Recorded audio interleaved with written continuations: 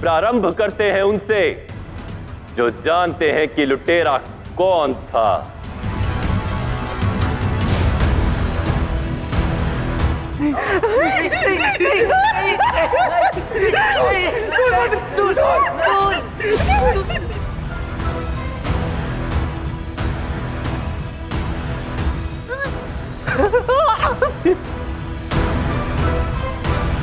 हे ईश्वर, कब पूरी होगी मगध के सताए दुखियों की प्रतीक्षा?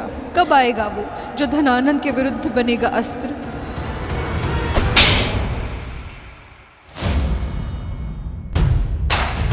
चंद्रगुप्त, चंद्रगुप्त।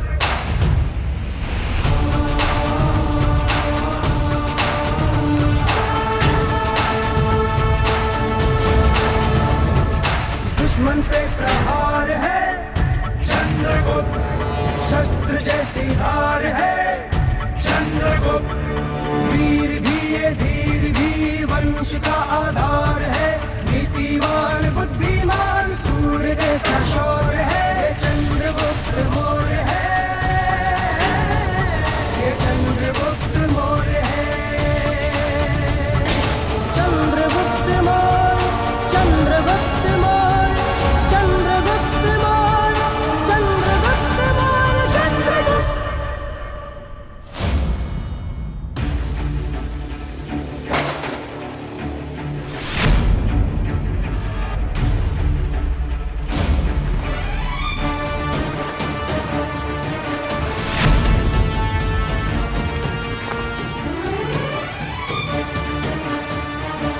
कदाचित इन शीशों के कटने से अधिक आनंद आपको इस शीश को देखने में आएगा।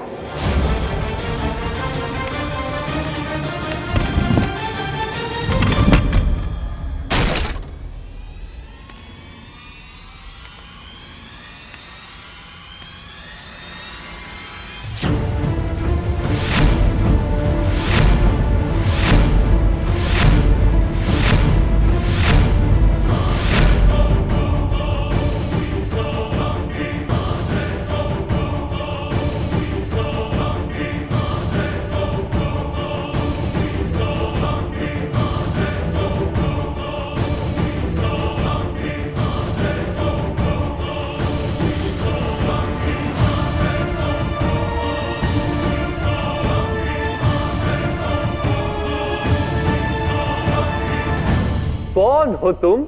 ये वही है महामहिम जिसने आपकी प्रतिमा का शीश चुराया। ये वही है जिसने आपके राजाज्ञा की अवहेलना की। हमने जितने युवकों को बंदी बनाया उनमें से कईयों को इसने मुक्त किया।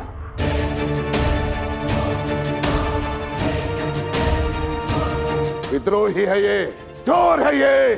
फिर तो आप बहुत ही भाग्यशाली हैं अमात्य कि आपकी भेंट उस विचित्र चोर से हुई है जो पहले वस्तु चुराता है और फिर उसे प्रस्तुत करने भरी राजसभा में ले आता है।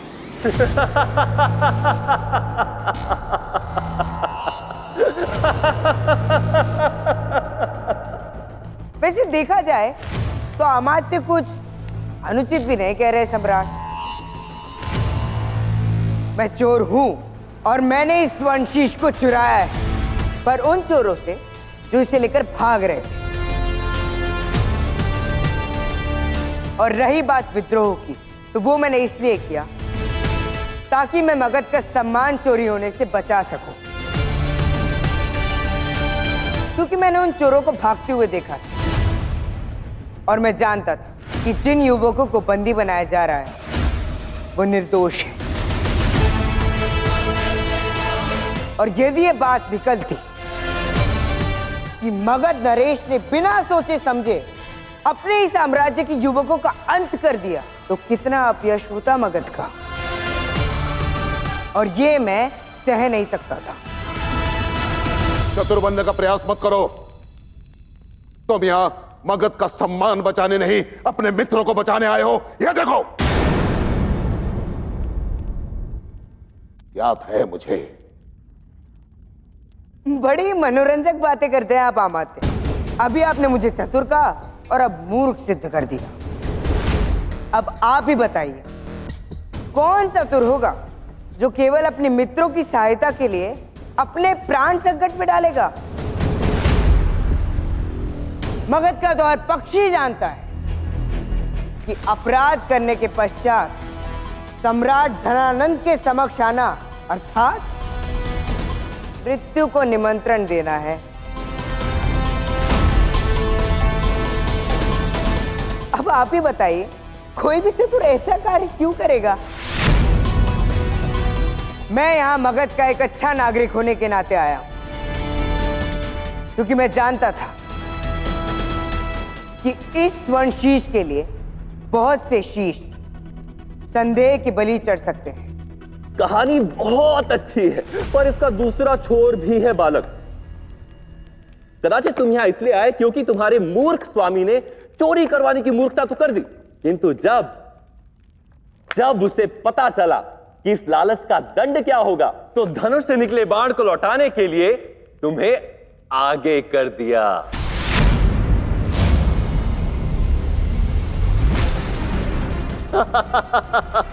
कदाचित उसे ज्ञात भी ना हो कि उसने क्या चुराया, किंतु जब उसे अपनी भूल का आभास हुआ तो वो अपनी लूट लौटाने के लिए विवश हो गया। है ना? हे भगवान, ये महापुरुष तो दुष्ट ही नहीं, महाधूर्त भी है। ना ना ना ना ना, चौंको मत दास।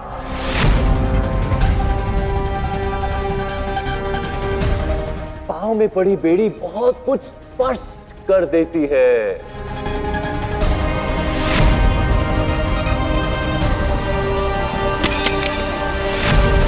अब जब तुमने रुकने का निर्णय ले ही लिया है तो नियम अनुसार पुनः अपने दासत्व की बेड़ियां धारण करो। तो कहो, कौन है तुम्हारा स्वामी?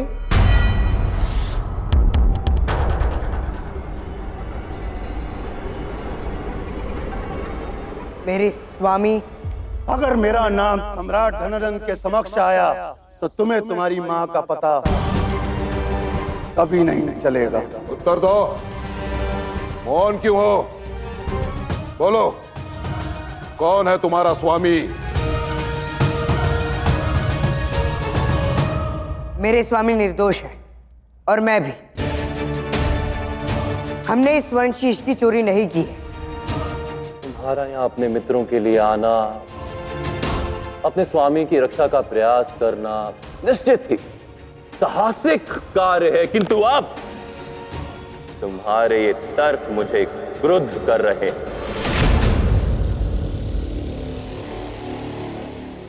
हत्या कर दो इसकी।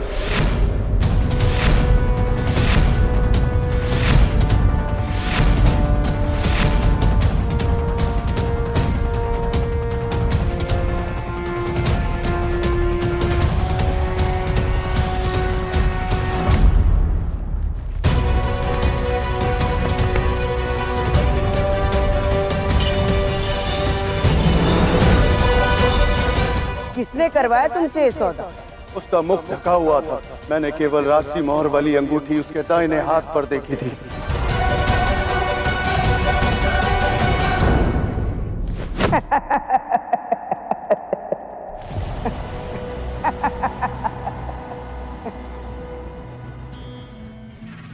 मृत्यु के भय से तुम्हारी बुद्धि भ्रष्ट हो गई है।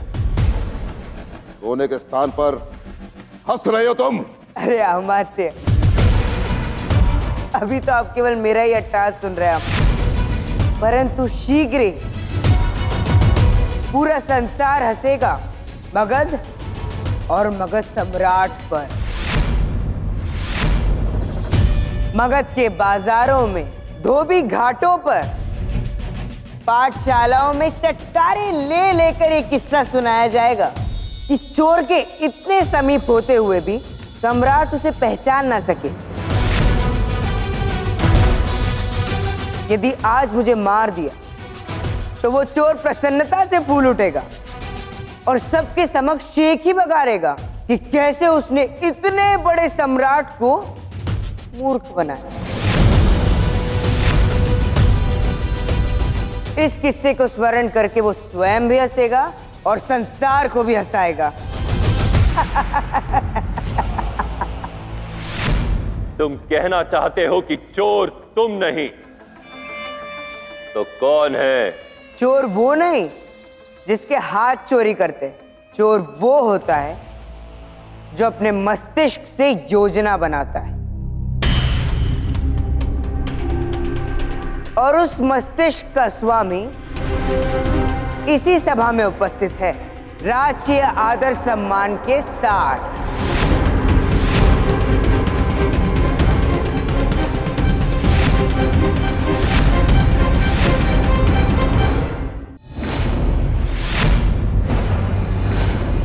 जब मैं अपने स्वामी के आदेश पर जंगल में जाल बिछा रहा था, तो मैंने कुछ संदिग्ध लोगों को वहां गड्ढा खोदते देखा, जिस गड्ढे में वो इस संदूक को छिपा रहे थे। जब मैंने उन्हें ललकारा तो वहां से भाग गए। मैं उनका मुख तो नहीं देख पाया, पर उनमें से किसी एक चोर के हाथ में मैंने वो अंगूठी देखी जिस पर राजकीय मोहर लगी थी।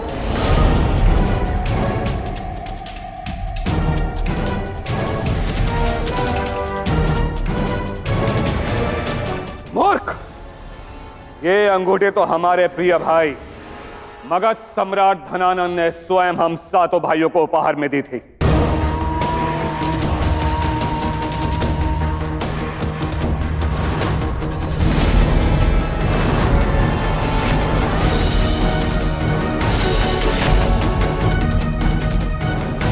इनके अतिरिक्त किसी और अंगूठी का कोई अस्तित्व नहीं। इसका अर्थ यह हुआ कि तुम हम पर आरोप लगा रहे हो। 7 भाइयों के पास एक जैसी अंगूठी, मर गया चंद्र। सम्राट, ये बालक हमारे शत्रुओं द्वारा भेजा गया एक मोहरा है, जो हम सभी भाइयों के बीच संदेह और अविश्वास उत्पन्न कर हमारे पारिवारिक एकता को खंडित करने का प्रयास कर रहा है। मगध को तोड़ना चाह रहा है ये। कई बार हम आस्तीन में ही सांप पाल लेते हैं और दूर बैठे शत्रुओं से भयभीत होते रहते हैं, जबकि वास्तविकता में संकट हमारे समीप ही होता है।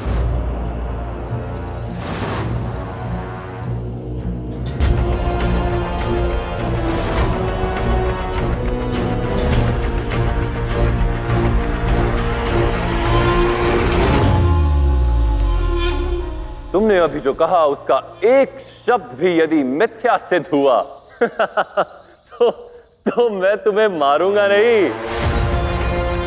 तुम्हारे शरीर को शहद में लेपकर उपवन में आधा गाड़ दूंगा और फिर मदिरा का आनंद लेते लेते धीरे धीरे तुम्हारी मृत्यु को तुम्हारी ओर बढ़ते हुए देखूंगा। शहद की गंध से चींटियां धीरे धीरे तुम्हारी ओर बढ़ेंगी, शहद के साथ थोड़ा थोड़ा करके तुम्हें खाएंगे।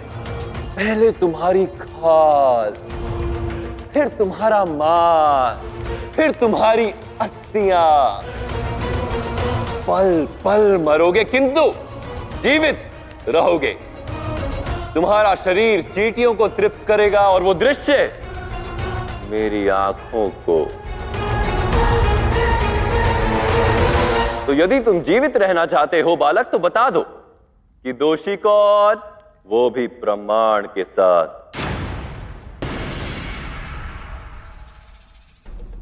उंगली तो किसी पर भी उठा सकता हूं, पर प्रमाण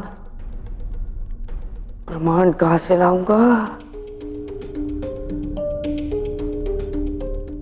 प्रमाण अवश्य मिलेगा प्रमाण, किंतु पहले मेरे हाथ तो मुक्त कीजिए सम्राट।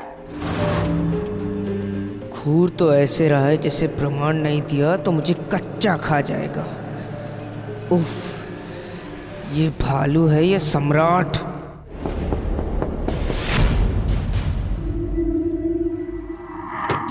लुब्धक, लुब्धक, लगता है घर पे नहीं। पूरे पाटलिपुत्र में हमने ढूंढ लिया है, केवल ये एक स्वामी शेष था जिससे हमने उस युवक के विषय में नहीं पूछा था। बाहर पता करते हैं।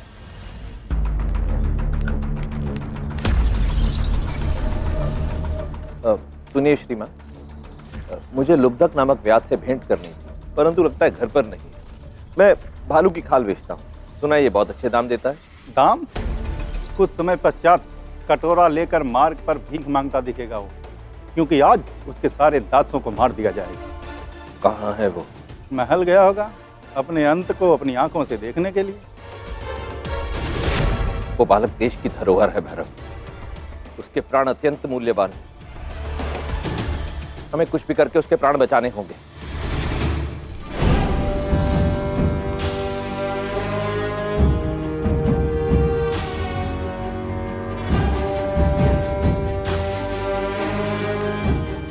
सम्राट का समय नष्ट मत करो। शीघ्र बताओ कि विश्वासघाती कौन है, अन्यथा मृत्यु के लिए सज्ज हो जाओ। अरे अमात्य, यहाँ कोई मुर्गी चोरी नहीं हुई है।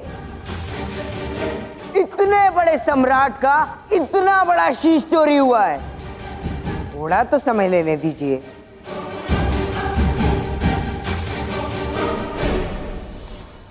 क्षमा कीजिएगा सम्राट, आप क्या कह रहे थे? मैं सुन ही नहीं पाया। ये आपके चोटी वाले मंत्री महाशय अचानक ही बीच में बोलने लग गए। क्षमा कीजिएगा सम्राट, क्षमा क्षमा। भ्राता, मैं समझ नहीं पा रहा हूं कि ये मूर्ख कब से इस स्वर्ण शीश से बातें कर रहा है और हम इसे देखे जा रहे हैं। क्यों? कैसी बात कर रहे हैं आप महाशय? ये कोई साधारण प्रतिमा का शीश नहीं है। मगध के ईश्वर सम्राट धनानंद का शीश है। और ईश्वर की प्रतिमा से भी सम्मान से बात की जाती है। क्या आप चाहते हैं कि मैं शीश की ओर ध्यान ही ना दूं? मेरा तात्पर्य वो नहीं था भाई। मन की भक्ति ही भक्त को भगवान का संकेत समझने की शक्ति देती है।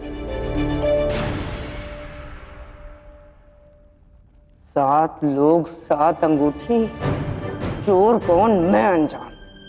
मैं भी तो हूं नहीं कि खाली हाथ ही प्रमाण उत्पन्न कर दूं।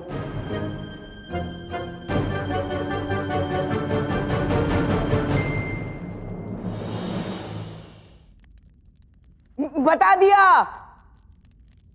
मेरे भगवान की प्रतिमा की शीश ने बता दिया कि कौन है वो अपराधी।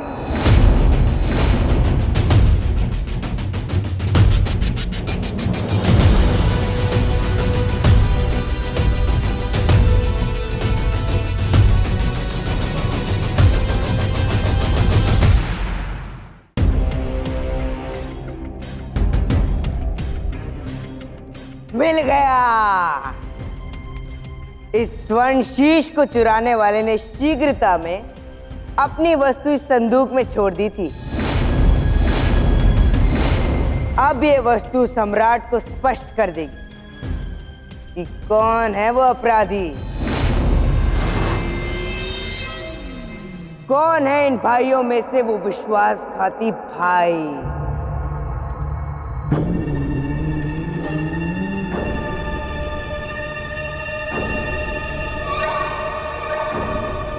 लाओ इसे यहां।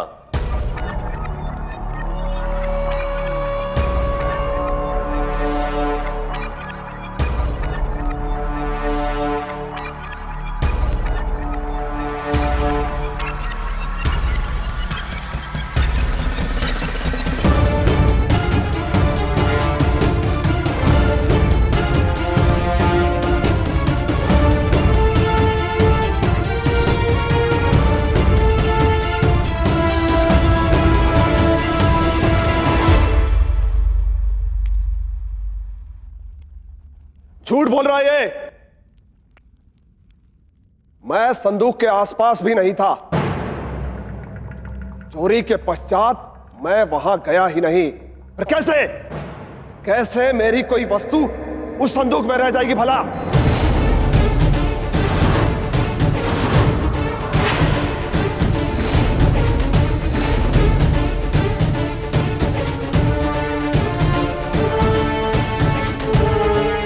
ये थी वो वस्तु महाराज, तिनका।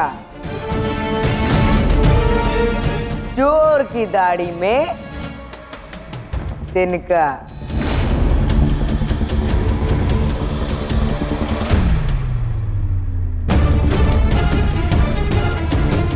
अब अपराधी आपके समक्ष है सम्राट, और अपना अपराध स्वीकार कर चुका है।